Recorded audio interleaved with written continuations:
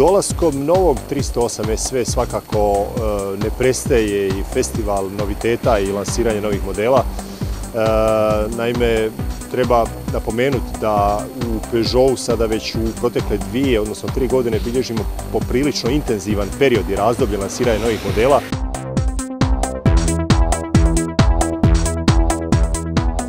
Otkako je tada negdje 2011. na tržište došla nova 508-ica, od tada smo na tržište lansirali i novu 208-icu, 2008-icu, potom je tu redizajn 3008-ice i 5008-ice, a u nastavku na lansiranje novog 308 SV dočekuje nas isto tako ove jeseni i novi Boxer, dakle u segmentu lakih i dostavnih vozila, čime ćemo, siguran sam, zauzeti bolje tržišne pozicije u segmentu poslovnih korisnika.